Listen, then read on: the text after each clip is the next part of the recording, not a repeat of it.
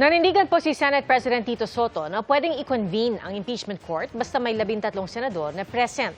Yan po ay kahit posible umunong mauwi sa kudeta sa Senado kung haharangin ito ng ilang senador ayon po sa isang dating Senate President. Nakatutok si Mav Gonzalez.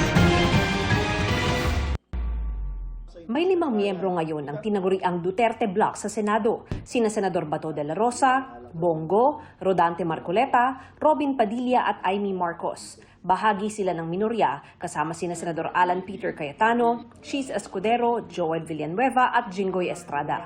Sabi ni dating Senate President Coco Pimentel, posibleng mauwi sa kudeta kung gusto harangin ng ilang senador ang impeachment ni Vice President Sara Duterte. Sabi kasi ni Senate President Tito Soto, oras na matransmit sa Senado ang Articles of Impeachment, kaagad niyang i-convene ang impeachment court. Ang opinion niya, kailangan mag-trial. So, hindi siya papayag na hindi mag-trial. What is the only way? What is the only way na ma-enforce ng majority kung ayaw nila mag-trial? Ang laki ng minority ngayon, 15 versus 9. Eh. Opo. Tandaan mo na you only need 13 votes to elect the Senate President or to elect a new Senate President. Tingin ni Pimentel, maninindigan si Soto kahit pamapalitan siya sa pwesto.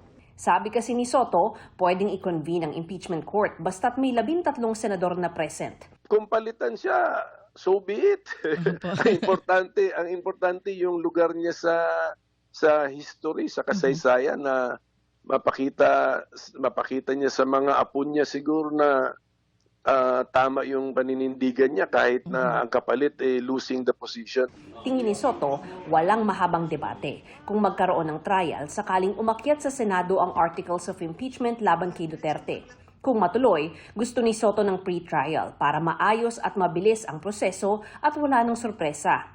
Tingin niya sa huling linggo ng Hunyo ang pinakamatagal na pagsisimula ng impeachment trial, basta't walang magde-delay. Para makonvict at matanggal sa pwesto ang bise, kailangan ng 2/3 na boto mula sa lahat ng miyembro ng Senado na tatayong senator judge.